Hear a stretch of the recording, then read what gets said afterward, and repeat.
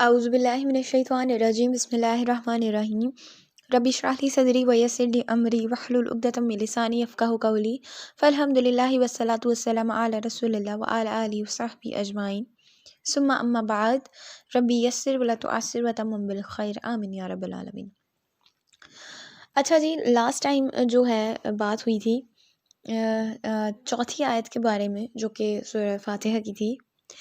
اب ایک بات جو میں جس سے بات میں شروع کرنا چاہوں گی اسی کو لے کر چلوں گی، وہ یہ ہے کہ جیسے کہ میں نے پہلے ذکر کیا تھا کہ بندے اور رب کے درمیان رشتہ کب قائم ہوتا ہے۔ یعنی دیکھیں، اگر کوئی مالک ہے اور اور وہ کہے کہ بھئی کسی بھی شخص کو کہے کہ بھئی تم میرے غلام ہو، اور وہ کہے بھئی ہاں میں آپ کا غلام ہوں، وہ شخص تب تک اس مالک کا غلام نہیں ہو سکتا جب تک مالک اس کو انسٹرکشنز نہ دے، جب تک مالک اس کو یہ نہ بتائے کہ بھئی تم نے میرے لیے یہ کرنا ہے۔ 2 دن گزر گئے، 3 دن گزر گئے، غلام جو ہے وہ شخص جو کہ غلام کہلاتا ہے، وہ شخص اپنی مرضی سے کام کرتا جا رہا ہے، بجائے اس کے کہ وہ اپنے مالک سے پوچھے، بجائے اس کے کہ مالک اس کو کچھ بتائے کہ بھئی اس سے کچھ ڈیمانڈ کرے کہ بھئی تم میرا یہ کرو یا وہ کرو، وہ اپنی مرضی سے کام کر رہا ہے۔ اس کا مطلب یہ ہے کہ وہ غلام نہیں ہے، کیونکہ غلام تبھی ہوتا ہے جب وہ یہ جان لے کہ اس کا مالک اس سے کیا چاہتا ہے۔ اس کا مطلب ہے کہ وہ شخص آزاد ہے۔ تو ایک غلام ہونے کے لیے اس کو اپنے مالک کی انسٹرکشنز پتہ ہونا چاہیے جو کہ وہ اس کو دے گا، ٹھیک ہے؟ تو انسٹرکشنز کو ہی ہم کیا کہتے ہیں؟ ہدایت کہتے ہیں، جو کہ اگلی آیت ہے اہدنا الصراط المستقیم۔ اہدنا یعنی ہدایت دینا ہمیں، یعنی اللہ تعالیٰ ہمیں اس آیت میں یہ سکھا رہے ہیں، ہمیں یہ دعا سکھا رہے ہیں کہ اگر آپ یہ دعا کرو گے کہ اللہ تعالیٰ ہمیں ہدایت دینا، تو اللہ تعالیٰ کہتے ہیں اگر تم صرف اس ہدایت کی دعا کر لو گے تو تمہاری باقی ساری باتیں کور ہو جائیں گی، تمہاری باقی ساری فریاد، تمہاری باقی ساری خواہشیں اسی ایک دعا میں کور ہو جائیں گی۔ تم رزق چاہتے ہو تمہیں مل جائے گا، تم نوکری چاہتے ہو تمہیں مل جائے گا، تم اچھی زندگی گزارنا چاہتے ہو تمہیں سب مل جائے گا، تم اچھے لائف سٹائل چاہتے ہو تمہیں مل جائے گا، صرف ایک دعا کے کور ہونے سے، صرف ایک دعا مانگنے سے کہ اللہ تعالیٰ ہمیں ہدایت دینا۔ اب اچھی زندگی سے کیا مراد ہے؟ چونکہ ہم دنیاوی لوگ ہیں، ہماری نظر بھی صرف دنیاوی چیزوں پہ ہوتی ہے، تو اچھی زندگی سے مراد یعنی ایک شخص جو ہے وہ فٹ پاتھ پہ بس کا انتظار کر رہا ہے، اور ایک شخص وہ کہ جو کہ گاڑی میں گزر رہا ہے، اس کے پاس بڑی اعلیٰ درجے کی گاڑی ہے، تو ہم کہیں گے بھئی آبویسلی وہ شخص جس کے پاس گاڑی ہے اس کی اچھی زندگی ہے، اچھا لائف سٹائل ہے اس کا۔ اور ایک شخص جو کہ صحرا میں ہے اور دوسرا شخص جو کہ محل میں رہ رہا ہے، ہم یہی کہیں گے کہ وہ جو تپتی دھوپ میں چل رہا ہے صحرا میں، وہ شخص اس کی زندگی اچھی نہیں ہے، بلکہ وہ جو محل میں رہ رہا ہے وہ شخص، اس شخص کی زندگی اچھی ہے، ٹھیک ہے؟ جبکہ اگر ہم دیکھیں تو ہمارے نبی صلی اللہ علیہ وسلم غار میں ہوم لیس ہیں، جبکہ قریش مکہ میں ہیں۔ ابراہیم علیہ السلام گھر سے نکالے گئے ہیں، اور بت پرست لوگ جو ہیں وہ اچھی زندگی گزار رہے ہیں۔ موسیٰ علیہ السلام صحرا میں ہیں اور فرعون جو ہے وہ محل میں رہ رہا ہے۔ تو ہم لوگ کہتے ہیں کہ بھئی ان کی اچھی زندگی ہے، فرعون کی، بت پرست لوگوں کی، قریشیوں کی، ہم کہتے ہیں کہ بھئی ان کی اچھی زندگی ہے، مگر بہترین زندگی کس کی ہے؟ جو کہ ہدایت پر ہیں، جو کہ ہمارے نبی صلی اللہ علیہ وسلم، جو کہ موسیٰ علیہ السلام، جو کہ ابراہیم علیہ السلام، ان مثالوں میں، ٹھیک ہے؟ تو اب ہدایت کے بارے میں اب ہم اس دعا میں ہم اللہ تعالیٰ سے ہدایت مانگ رہے ہیں۔ کوئی شخص کسی چیز کو کیوں مانگتا ہے؟ جب اس کو اس کی ضرورت ہوتی ہے۔ تو اللہ تعالیٰ نے ہمارے لیے یہ ہدایت اتنی ضروری بنا دی اور اتنی قیمتی بنا دی ہے۔ اللہ تعالیٰ جانتے تھے کہ بھئی یہ میرے بندوں کے لیے ہدایت اتنی قیمتی اور اتنی اہم ہے کہ اگر ایک دفعہ ان کو دے دی جائے، اگر یہ ایک دفعہ مانگ لیں گے تو پھر ان کے لیے یہ ایک دفعہ لے لینا کافی نہیں ہوگا ان کو، بلکہ اللہ تعالیٰ نے ہمارے لیے ہدایت اتنی ضروری بنا دی کہ اللہ تعالیٰ نے ہمیں کہا کہ یہ دعا ہر نماز میں، ہر رکعت میں پڑھنی ہے، یعنی نہ صرف نماز میں ایک دفعہ نہیں بلکہ نماز کی ہر رکعت میں پڑھنی ہے۔ اتنی اہم ہے یہ، اتنی اہم اللہ تعالیٰ نے ہمارے لیے یہ بنائی ہے، اس کی اہمیت اتنی ہمارے لیے کر دی ہے نمازوں کے۔ اور یہ ہمیں کیسے پتہ لگے گا کہ ہمیں کتنی ہدایت ملی ہے، ہمیں ہدایت مل گئی ہے یا نہیں ملی؟ یہ ہمیں نمازوں کے درمیان جو وقفہ ہوتا ہے یہ وہ بتائے گا کہ ہم یہ جو فجر کے بعد ظہر کے درمیان جو وقفہ ہے، ظہر کے بعد عصر، اور عصر کے بعد مغرب، مغرب کے بعد عشاء، اور پھر عشاء سے فجر تک، یہ تمام جو ان کے درمیان وقفے ہیں نا، یہ ہمیں بتائیں گے کہ ہم ان وقفوں میں ہم کیا کرتے ہیں۔ ہم نے جو ایک نماز میں دعا اتنی مرتبہ ہر رکعت میں کی تھی، ہمیں اس کا کیا اس کی کیا انٹینشن سے ہم نے دعا کی تھی اور ہمارے پہ کتنا وہ اپلائی ہو رہی ہے. ہم اس ٹائم میں کیا کر رہے ہیں, ہم اللہ کو کتنا یاد کر رہے ہیں, اسپیشلی عشاء اور فجر کے بعد. یعنی عشاء کے بعد قیام اللیل. ہمارے نبی صلی اللہ علیہ وسلم جو کہ ہدایت پر تھے, دین سے میں سب سے زیادہ, ان سے زیادہ کوئی ہدایت والا نہیں تھا, جن کو خود ہدایت کا پیغام دے کر بھیجا گیا تھا, وہ راتوں کو قیام اللیل کرتے تھے. ہر ہر رکعت میں ہر رکعت میں جو ہے ہدایت مانگتے تھے. حالانکہ ہم ان کی حق برابر بھی نہیں ہیں اور وہ بہت اونچے درجے پر ہیں, پھر بھی وہ مسلسل ہدایت مانگتے تھے. ہدایت علم سے نہیں آتی. آپ علم میں جتنا مرضی آگے نکل جائیں, آپ ہدایت والے ہیں یہ کنفرم نہیں ہے. ہدایت صرف اللہ تعالیٰ کے سامنے گر گرا کر مانگنے سے ملتی ہے. بلکہ بعض دفعہ تو علم آپ کو ہدایت کیا, آپ کو گمراہی کی طرف لے جاتا ہے. قرآن پاک میں مثالیں بڑی پڑی ہیں اس بارے میں. بنی اسرائیل جن کی بڑی مثال ہے, وہ اتنے علم والے تھے کہ جب انہوں نے اپنے پیغمبر کو دیکھا نا, تو وہ لوگ وہ ایک دم ان کے ذہن میں کلک ہوا کہ بھئی ہاں, ہم تو جانتے ہیں, ہم نے اپنی اس کتاب میں, اس پیج پہ, اس صفحہ نمبر پہ, اس لائن میں, اس آیت میں ہم نے یہ ان کے بارے میں پڑھا تھا, سب کچھ میچ کر رہا ہے, لیکن پھر بھی ہم ان کو نہیں مانتے, ہم انکار کرتے ہیں. یہاں پہ میں علم کا ذکر کیوں کر رہی ہوں؟ کیونکہ آج کل ہمارا کلچر یہ بن چکا ہے کہ ہمیں علم سیکھنا ہے بس. اسٹوڈنٹس کو ریفرنس تک یاد ہوتے ہیں, پیج نمبرز, نوٹس بنا رہے ہیں وہ, مگر اس کو اپلائی کرنا بھول جاتے ہیں. اللہ تعالیٰ سے ہدایت مانگنا بھول جاتے ہیں. ہماری نمازیں خالی ہیں. ہم تو پھر یہ علم جو ہے یہ مذاق کے علاوہ کچھ بھی نہیں ہے. ہم کس کو پاگل بنا رہے ہیں؟ یہ آج کل کے بنی اسرائیل ہیں جن کے بیگز میں کتابیں بھری ہوئی ہیں. تو اللہ تعالیٰ نے ایسے لوگوں کے لیے کہا ہے کہ ان کے دل سخت ہو چکے ہیں. علم تو ہمیں ہمبل کرتا ہے, ہمیں جھکنا سکھاتا ہے. وہ ایک مشہور بات ہے نا کہ درخت پر جب پھل لگ جاتا ہے تو اس کی شاخیں جھک جاتی ہیں. کتنی پیاری بات ہے یہ. ہمیں جب علم سیکھنا چاہیے تو ہمیں تو مزید شکر گزار بن جانا چاہیے, ہمیں تو مزید سجدے کرنے چاہیے, مزید اللہ تعالیٰ کے سامنے جھکنا چاہیے, جیسے درخت کی شاخیں جھک جاتی ہیں. اللہ تعالیٰ ہمیں ایسے لوگوں میں شمار نہ کرے جن کو اللہ تعالیٰ علم دے اور ہم اس کو اپلائی کرنا بھول جائیں اور ہم مزید مغرور ہو جائیں, ہمبل ہونے کی بجائے, جھکنے کی بجائے. ٹھیک ہے, تو یہ تو ہو گیا اہدنا کا. اب بات کرتے ہیں صراط مستقیم. کامنلی اس کا جو ترجمہ ہم کرتے ہیں وہ ہے سیدھا راستہ. جبکہ صراط پہ پہلے بات کر لیتے ہیں. صراط کا لفظ نکلا ہے سرات سے, جس کا مطلب ہوتا ہے کہ ایک لمبی سیدھی تلوار.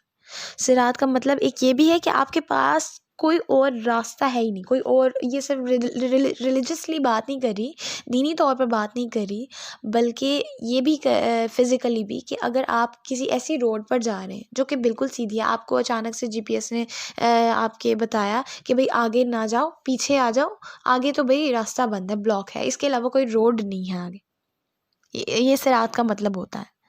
اسی لیے عربی زبان میں صراط کا کوئی جمع نہیں ہے, پلورل نہیں ہے. پلورل کا مطلب کیا ہوتا ہے کہ آپ کے پاس ملٹیپلز آپشن ہوں. اس کا مطلب ہے کہ صرف ایک ہی راستہ ہے. تو صراط کا لفظی مطلب تو یہ ہم نے پڑھا کہ سیدھی لمبی تلوار, یعنی ایک لمبا اور سیدھا راستہ. ایک اسکالر تو یہ بھی کہتے ہیں کہ اس کا مطلب ہے چوڑا اور کھلا راستہ. یعنی اور ایک چوڑے اور کھلے راستے کا کیا فوائد ہوتے ہیں کہ اس پہ ایک سے زیادہ لوگ سفر کر سکتے ہیں, ٹریول کر سکتے ہیں, اور اسے ایک خطرناک راستہ بھی کنسیڈر کیا جا سکتا ہے.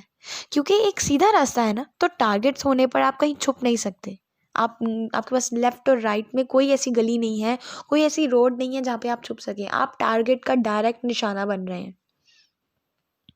آپ پہ کسی نے نشانہ باندھا ہوا ہے اور وہ آپ پہ حملہ کرنے کے لیے تیار ہے. تو یہ وہ شیطان ہے. جب آپ سیدھے راستے پر ہوتے ہیں تو شیطان آسانی سے آپ پر حملہ کر سکتا ہے, آپ اس کے حملے کا شکار ہو سکتے ہیں. تو صراط میں کیا کیا آ گیا کہ یہ سیدھا بھی ہے, لمبا بھی ہے, چوڑا بھی ہے, زیادہ لوگ سفر بھی کر سکتے ہیں, اور آپ آسانی سے شکار بھی ہو سکتے ہیں. یہ سب کچھ اس میں آتا ہے. اور اگلا لفظ کیا ہے کہ مستقیم. اسے کامنلی کہا جاتا ہے کہ بھئی سیدھا, اسٹریٹ. صراط کا مطلب ہے راستہ, اور ہم راستہ کہتے ہیں, اور مستقیم کا مطلب ہوتا ہے اسٹریٹ, ہم جو اپنی الفاظ میں کہتے ہیں, جو ٹرانسلیشن ہم کرتے ہیں. لیکن جو مستقیم ہے وہ استقامہ کا لفظ جو ہے وہ کاما سے نکلا ہے. قد قامت الصلاۃ جو کہ ہم اذان میں بھی سنتے ہیں. تو کاما کا مطلب ہوتا ہے کھڑے ہونا, اور استقامہ کا مطلب جب کوئی کھڑا ہوتا ہے وہ بھی سیدھا اوپر کی طرف. یہ بات اہم ہے. میں بتاتی ہوں کیوں. کیونکہ اللہ تعالیٰ ہمیں ہدایت دیتے ہوئے بتا رہے ہیں کہ یہ ایسے راستے کے بارے میں بتا رہے ہیں جو کہ سیدھا ہے، لمبا ہے، چوڑا ہے، خطرناک ہے، اور کس طرف ہے؟ اوپر کی طرف ہے. یعنی آپ دنیا کو چھوڑ رہے ہیں، اس دنیا کے تمام جھمیلوں کو چھوڑ کر آپ کی نظر اوپر کی طرف ہے. آپ گریوٹی کے خلاف سٹرگل کر رہے ہیں. گریوٹی کیا ہوتی ہے؟ کشش ثقل، وہ کشش جو آپ کو زمین کی طرف کھینچتی ہے. جبکہ مستقیم کیا ہے؟ آپ کو گریوٹی کے خلاف سٹرگل کرنی ہے. وہ مومن جو کہ اپنی کوششوں کو سیریسلی نہیں لیتے، وہ لوگ جو کہ بس کہتے ہیں بھئی ہمارا لائف سٹائل چل رہا ہے تو چل رہا ہے، ہمیں کوئی مزید کوشش نہیں کرنی، اپنے آپ کو بہتر نہیں کرنا. اللہ تعالیٰ نے ان کے لیے کہا ہے اس سکل تم الارض، یعنی تم زمین کی طرف دھکیلے گئے ہو.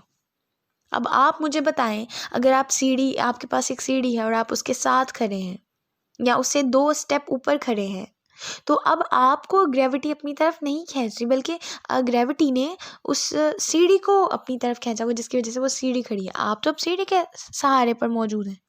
اور اگر آپ سیڑھی کے علاوہ اگر زمین سے چھلانگ لگائیں گے تو جتنی دیر آپ ہوا میں ہیں، آپ کو اتنی ہی تیزی سے زمین اپنی طرف کھینچے گی اور آپ اس کی طرف، زمین کی طرف کھینچے چلے جائیں گے.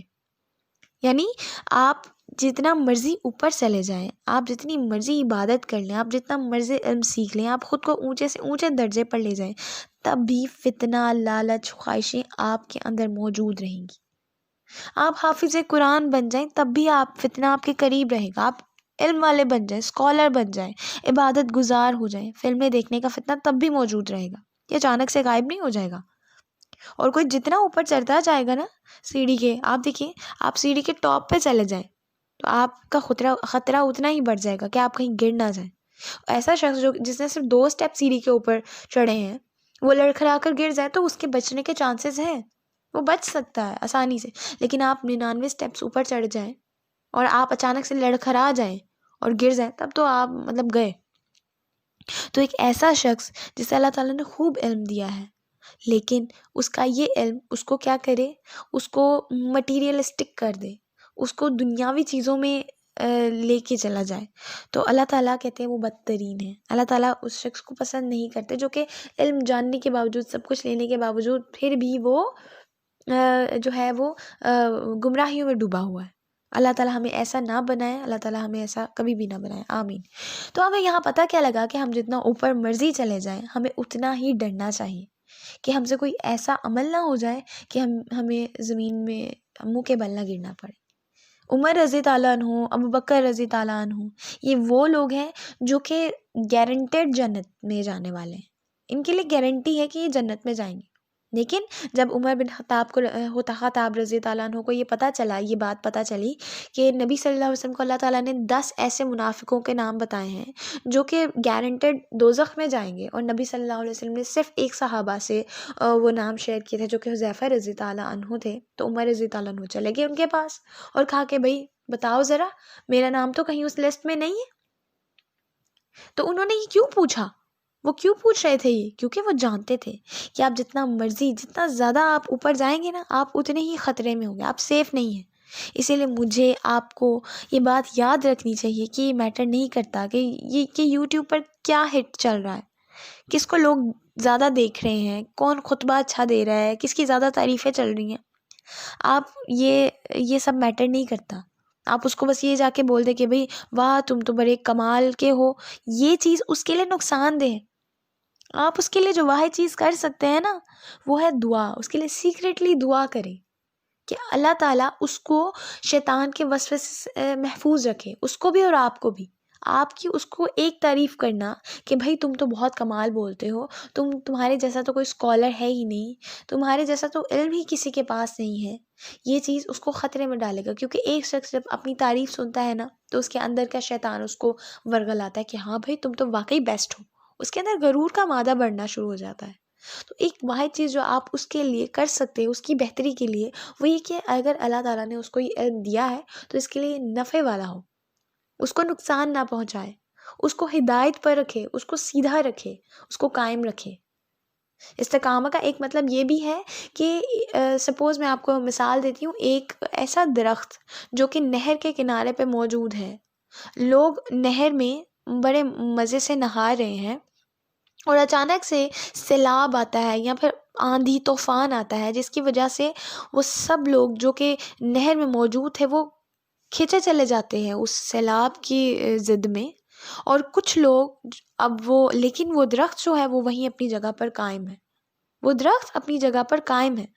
اب لوگ اس کو سہارا بنا کے اس کی ہیلپ سے خود کو بچا رہے ہیں، لیکن وہ درخت اپنی جگہ پر قائم ہے۔ وہ جو درخت ہے نا اپنی جگہ پر موجود، جو کہ ہل نہیں رہا، جتنی مرضی تیز آندھی طوفان آ رہی ہے، وہ درخت وہیں پہ قائم ہے۔ اس کو کہتے ہیں استقامہ۔ اسی چیز کی ہم اللہ تعالیٰ سے دعا کر رہے ہیں کہ چاہے جتنی مرضی دنیا کی کشش ہو، ہمیں اپنی طرف کھینچے، ہم اپنی جگہ پر قائم رہیں، ہم اپنی باؤنڈریز کو نہ بھولیں، ہم اس کے اندر رہیں، ہم اس سے باہر نہ نکلیں، ہم یہ نہ دیکھیں کہ بھئی اس شخص کے پاس یہ ہے تو ہمارے پاس بھی ہونا چاہیے۔ نہیں، ہمیں اپنی باؤنڈریز میں رہنا ہے، ہمیں جاننا ہے کہ اللہ تعالیٰ نے ہمارے لیے یہی راستے محدود کیے ہیں، اور ہمیں اپنی جگہ پر فکس رہنا ہے، کھڑے رہنا ہے۔ آج کے لیے اتنا ہی۔ بارک اللہ فی القرآن الحکیم ونفعنا ایاک بذکر الحکیم۔ السلام علیکم۔